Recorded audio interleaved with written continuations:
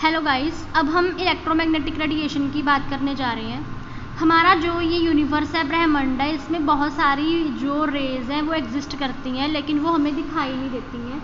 जैसे कि कॉस्मिक रे, gamma ray, X ray, ultraviolet रे, इंफ्रारेड रेज और माइक्रो और रेडियो, ये कुछ जो रेडिएशंस हैं ये एग्जिस्ट करती हैं।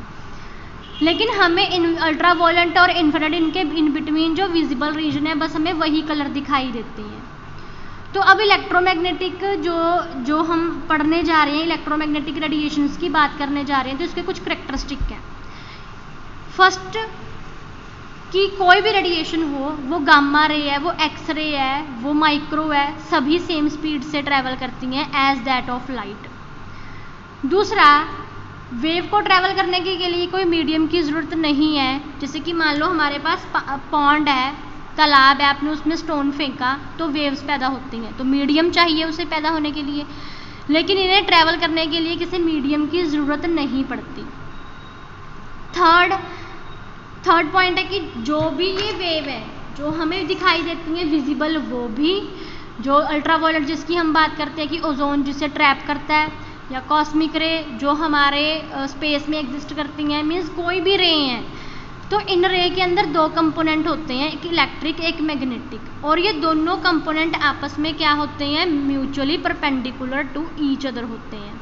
कि अगर मान लो हमारे पास इलेक्ट्रिक कंपोनेंट जो है वो इस डायरेक्शन में है, तो मैग्नेटिक इस डायरेक्शन में मूव करेगा, इस डायरेक्शन में, दोनों एक दूसरे के परपेंडिकुलर होते हैं। नेक्स्ट फिर आता है कि जो ये इलेक्ट्रोमैग्नेटिक रेडिएशन है, इन्हें हम अरेंज कर सकते हैं।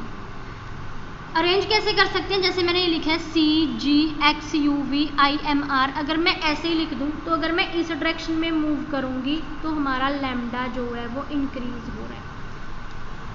मीन्स रेडियो वेव की वेवलेंथ सबसे ज़्यादा है, फिर माइक्रो की ज़्यादा है इंफ्रारेड से, इंफ्रारेड की ज़्यादा है अल्ट्रावायलेट से, अल्ट्रावायलेट की ज़्यादा है एक्सरे से, एक्सरे की ज़्यादा है गामा से, गामा की ज़्यादा है कॉस्मिक रेज से। फिर आपने एक रिलेशन पढ़ा हुआ है, वो रिलेशन है nu is equal to C upon lambda. Nu जो है और लैम्डा आपस में ये ऑपोजिट है। अगर यहाँ पे न्यू इंक्रीज होगा मीन्स लैम्डा इंक्रीज होगा, तो न्यू क्या होगा, वो डिक्रीज हो जाएगा। मीन्स अगर हम इस डायरेक्शन में मूव करते हैं, अगर वेवलेंथ बढ़ती है तो फ्रीक्वेंसी हमारी क्या होती है, वो कम होती जाती है। आई होप आपको इलेक्ट्रोमैग्नेटिक रेडिएशंस जो है वो क्लियर हो गई होंगी।